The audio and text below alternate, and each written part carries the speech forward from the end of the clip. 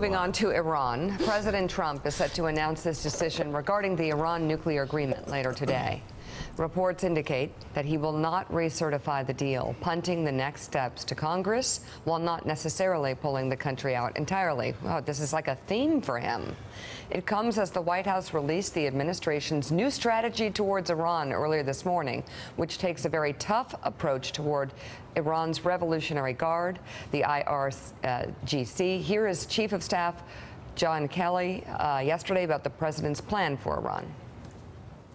Clearly, the president has he's deep in thought, to say the least, about the way ahead in Iran. And once again, he's not the only one that thinks that maybe the deal that was struck under the previous administration is a deal that, in the long term, even in the medium and long term, will protect America. Yeah, Richard, again, we talked about this repeatedly. It was a very bad deal. I thought it was a very bad deal. I thought the Obama administration was too desperate to strike that deal, but they struck that deal.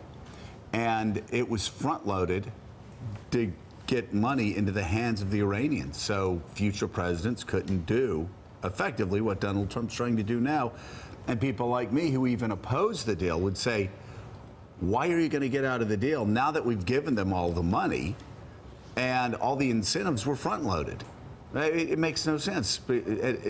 So we give them all the money, we front-load everything, and then we say, okay, there's no deal anymore. You guys go off and make your nukes. Well, the answer is we're not going to go out of the deal. It's not just the fact that we gave them all the money. We don't need a second nuclear crisis this week. The inbox is plenty full already. We'd isolate ourselves rather than Iran. The rest of the world is not going to They'll stay in it. Absolutely. Plus, in the short run, whatever the flaws of the deal, most of the flaws in the deal are over time. That a lot of the limits on Iran expire, say on centrifuges in 8 years, on enriched uranium in 13 more years. But for the near term, it parks the problem. We have real long-term problems. And what's so interesting about what the administration is going to announce today is it barely mentions the deal. After all this noise and all that, 95% of what they're talking about is everything else Iran is doing in the region. All the things that they're doing to destabilize the Middle East. For us to mention here that even in real time, the Obama administration was saying the Iranians are bad actors.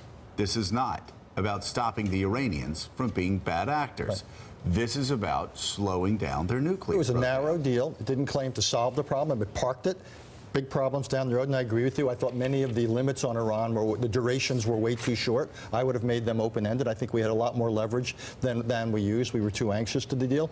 But also the deal was narrow. That's not a criticism. That's just an observation. All the arms control deals with the Soviets were always narrow. Well, exactly. No, I'm not criticizing. What I'm saying is, for the administration to come out and say, well, they're bad actors, so we need to go ahead and scrap the deal. No, at the time the deal was done, we understood this wasn't about them being bad actors. This was about limiting, slowing down a nuclear deal. Right, and I think what it is Donald Trump found it distasteful to certify that the Iranians are in compliance with the deal, even though awkwardly they happen to be. I have a question. It's the one thing they're doing where they're actually in compliance. National Security Advisor McMaster, Secretary of Defense Mattis, Secretary of State Tillerson, all have said we would not decertify this deal. Donald Trump, 11 months ago, was negotiating leases on Park Avenue. What does he know that they don't know after a collective 100 years in the military? Well, I think Richard brings up a good point, Jonathan. There's so many things that Donald Trump does, which is just for PR, for his 32%. There you go. For his literal moment speaking. So we don't know how this ends. This sounds an awful lot like the transgender ban in the military, something that he puts out there against the advice of all of his military experts. He's doing the same thing here, and we don't know where this ends up. This could be yet another PR play on Friday.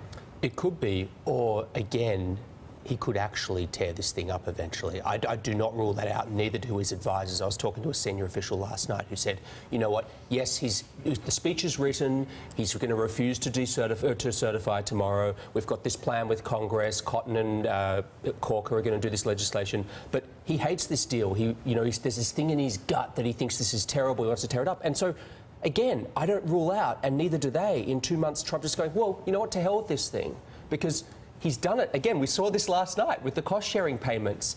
I think he's probably going to do it with NAFTA. I think chorus, the Korean trade deal's heading on that trajectory. I think we're seeing a lot of these things coming up against Trump's gut instincts. You know, what's interesting, Richard, is during the campaign, I remember hearing Trump saying, well, it's a deal.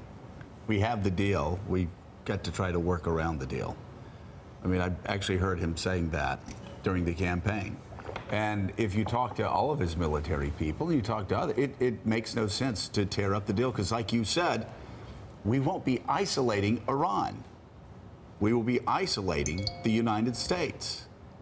Look, exactly. But this is a pattern here. We talked about it with healthcare. We talked about it with DACA. He got out of TPP, got out of the Paris Climate Agreement.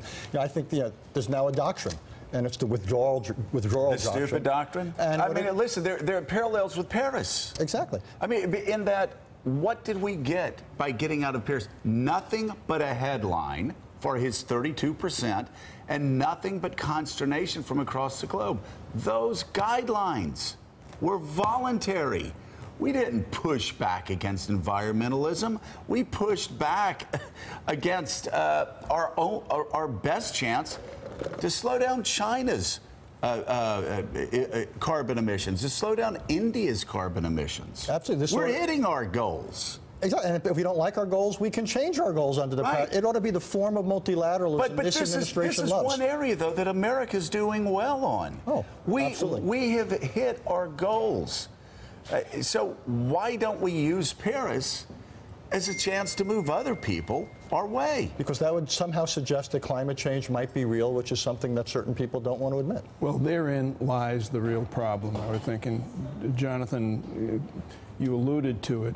If you take Paris, if you take the Iran Accord, if you take DACA, if you take TPP, if you take NAFTA, to a certain extent NAFTA, Donald Trump is trying to do the impossible. He's trying to erase history. He's trying to erase anything that mentions the name Barack Obama.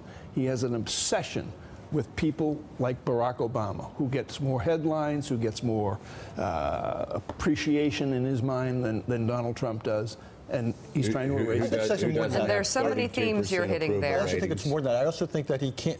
It's this idea of sovereignty and nationalism. We can't be part of something larger. It's what I call, again. Does he understand that, though? Well, because there's no alternative. This is you know, want a strategy. This is called leaving from behind. 32%. This is basically getting out of all these things. To his base, it's not what he understands or what he doesn't understand, because he doesn't care about policy.